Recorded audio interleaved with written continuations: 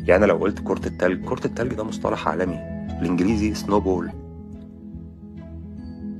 تعبير عن الموقف اللي بيبدأ بحجم معين ثم بيبدأ يتضاعف ويكبر مع الوقت. الناس تقول لك يا عم ده الراجل بتاع كرة التلج ده عمال يقول لنا كرة التلج ده بيتفلسف علينا. بيتفلسف عليك ايه يا ابني؟ انت جاهل جدا.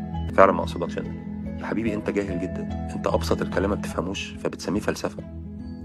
انت غبي جدا لدرجة ان اي جملة من مبتدأ وخبر انت بتسميها فلسفة. مصطلح زي elephant in the room او الفيل في الغرفة، يقول لك يا عم ده بتاع الفيل في الغرفة. يا ابني طب ما تجرب تعمل جوجل كده يمكن تفهم المصطلح ده فتفهم ليه معنى. ده انا مرة لما طلعت في الحلقة الدامية اللي هي انا قلت فيها وقائع وترد عليا بنا جامد وابطال افريقيا هم كذا وكذا وكذا وبتاع، قال لك بص يا عم ده بتاع قانون بوسمان. حبيبي قانون بوسمان ده انا ما اخترعتوش من عندي، انا بقول لك معلومه مش عندك، اعرفها. يمكن المعلومه اللي انا بقولها لك تطلع غلط فتصحح لي. بس تقول لك يا عم ده الراجل بتاع كره التلج ده عمال يقول لنا كره التلج ده بيتفلسف علينا. الله عليك يا عفاف عفاف، الله عليك يا عفاف، الله اديهم مش قصدي انت فعلا. ايوه اديهم، خليهم يقولوا عليك فيلسوف بس انت شرفنا. ما بتفهموش فتسميه فلسفه. انت غبي جدا لدرجه ان اي جمله من مبتدا وخبر انت بتسميها فلسفه. مصطلح زي elephant in the room او الفيل في الغرفه، يقول لك يا عم ده بتاع الفيل في الغرفه. طب ما تجرب تعمل جوجل كده يمكن الفيل في المنديل يالا. ده انا مره لما طلعت في الحلقه الداميه اللي انا قلت فيها وقائع وترد. بص يا صديقي، اخوك عفيفي يتكلم بهدوء وبرزانه كده، تحس ان هو زي ما بيقول فيلسوف، حاجه جميله جدا.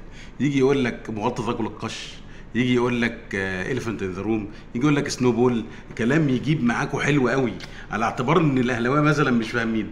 وهو بيتبع نظريه الحصان الميت. لا مش الحصان الميت، نظريه الحصان الميت الاول عشان الناس تفهم، بس الزملكاويه اللي معانا تمام، دي بتقول ان في حصان ميت والفارس بتاعه واقف قصاده، تمام، في محاوله لتبرير موقفه بيقول لك ان الحصان ده مش ميت، ده محتاج تدريب او محتاج سرج جديد. يبقى الحصان قدامه ميت وبيدور على اي تبرير ويسطح الموضوع عشان ما يطلعش غلط عليه. الاخ عفيفي بيعمل مش نظريه الحصان الميت، بيعمل نظريه الديناصور الميت.